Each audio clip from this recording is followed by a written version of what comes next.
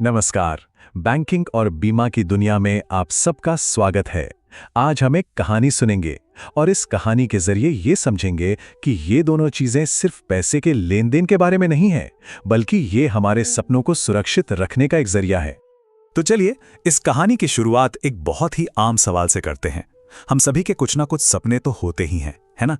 लेकिन उन सपनों को हकीकत में बदलने के लिए जो सबसे जरूरी चीज होती है, यानी पैसा, उसे हम बचाते कैसे हैं, उसे बढ़ाते कैसे हैं? इस सवाल का जवाब ढूंढने में हमारी मदद करने वाली हैं रिया।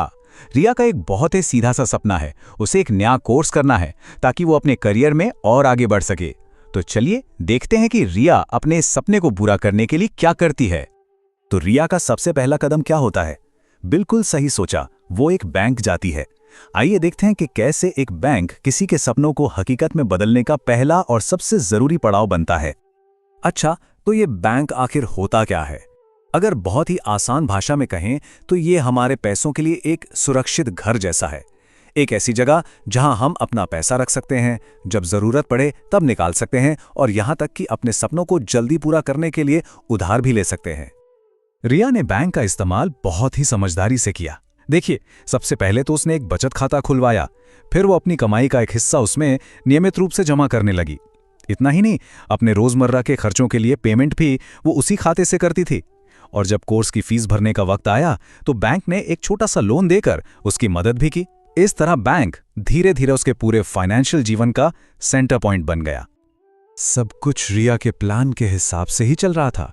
उसकी बचत धीरे धीरे बढ़ रही थी और सपना बस कुछ ही दूर लग रहा था।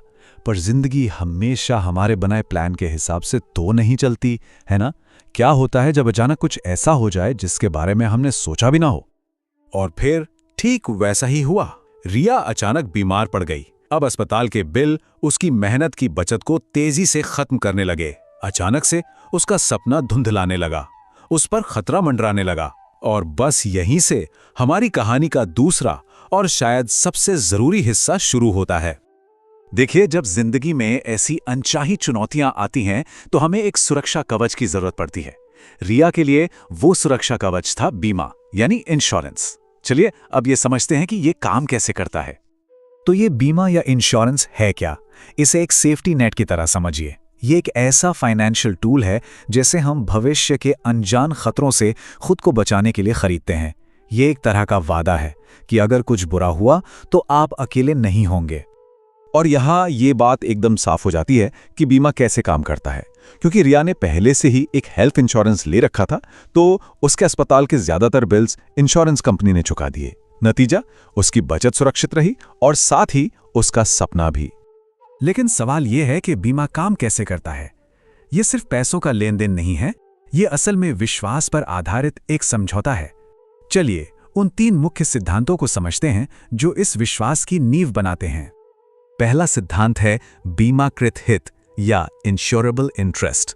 इसका बहुत सीधा सा मतलब है, आप सिर्फ उसी चीज का बीमा करवा सकते हैं जिसके खराब होने या जिसे नुकसान पहुंचने से आपको सीधा सीधा कोई आर्थिक नुकसान हो।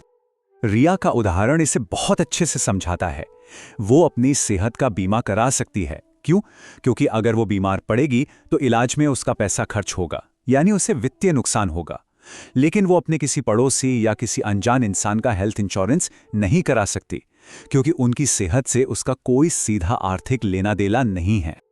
अगला सिद्धांत है परम सद्भाव, यानी अटमोस्ट गुड फेथ। और सच कहूं तो ये किसी भी इंश्योरेंस कॉन्ट्रैक्ट की आत्मा है।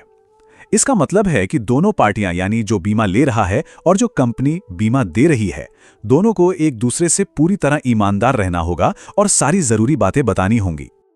मतलब रिया की ये जिम्मेदारी थी कि वो पॉलिसी लेते समय अपनी हेल्थ के बारे में सब कुछ सच सच बताए, और ठीक उसी तरह इंश्योरेंस कंपनी की ये जिम्मेदारी थी कि वो पॉलिसी के सारे नियम और शर्तें उसे साफ साफ समझाएं। ये विश्वास दोनों तरफ से काम करता है। और तीसरा और आखिरी सिद्धांत है क्षतिपूर्ति, यानी इंडेमनिटी। ये बहुत जरूरी है। बीमा का मकसद आपके नुकसान की भरपाई करना होता है, उससे मुनाफा कमाना नहीं। इसका लक्ष्य बस आपको उसी आर्थिक स्थिति में वापस पहुंचाना है जहां आप नुकसान होने से ठीक पहले थे। तो रिया के केस में क्या हुआ? इंश्योरेंस कंपनी ने अस्पताल के ठीक उतने ही बिल चुकाए जितने असल में आए थे। उसे कोई एक्स्ट्रा पैसा नहीं मिला। इस तरह उसके नुकसान की भरपाई तो हो गई, लेकिन उसने इस मुश्किल से कोई मुनाफा नहीं कमाया। यही क्षतिपूर्ति का सिद्धांत है। तो रिया की इस कहानी से हम सब क्या सीखते हैं? हम सीखते हैं कि बैंक और बीमा ये दोनों हमारे वित्तीय जीवन के दो बहुत मजबूत स्तंभ हैं। चलिए जरा समझते हैं कि ये हमारे भविष्य के लिए इतने जरूरी क्यों हैं। तो अब सबसे जरूरी बात जो हमें समझनी है वो ये है, बैंक हमारे पैसे को भविष्य के लक्ष्यों के लिए बढ़ाने और सुरक्षित रखने में मदद करता है। ये हमारे सपनों को रफ्तार देने वाला इंजन है। वहीं दूसरी तरफ बीमा हमारे उसी बचाए हुए पैसे को अचानक आने वाली मुसीबतों से बचाता है। ये हमारा सुरक्षा कवच है। तो संक्षेप में कहें तो बैंक पैसा बनाने में मदद करता है और बीमा उस बनाए हुए पैसे की रक्षा करता है। जब ये दोनों मिलकर काम करते हैं तो ये मिलकर वित्तीय स्थिरता की एक बहुत मजबूत नींव तैयार करते हैं। इन दोनों टूल्स को समझना हमें अपने आर्थिक भविष्य के बारे में बेहतर और ज्यादा आत्मविश्वास से भरे फैसले लेने की ताकत देता है। और हाँ, हमारी कहानी का अंत बहुत सुखद होता है। बैंकिंग और बीमा के सही इस्तेमाल से रिया न सिर्फ अपनी बीमारी से उबर पाई, बल्कि अपनी सारी बचत को भी सुरक्षित रख पाई और आखिरकार उसने अपना कोर्स पूरा किया और अपने सपने को हकीकत में बदल दिया। रिया की कहानी हमें एक बहुत ही शक्तिशाली सबक सिखाती है। तो अब सवाल ये उठता है, इस जानकारी के साथ अपने वित्तीय भविष्य को सुरक्षित करने के लिए हमारा अगला कदम क्या होना चाहिए? इस पर एक बार जरूर सोचिएगा।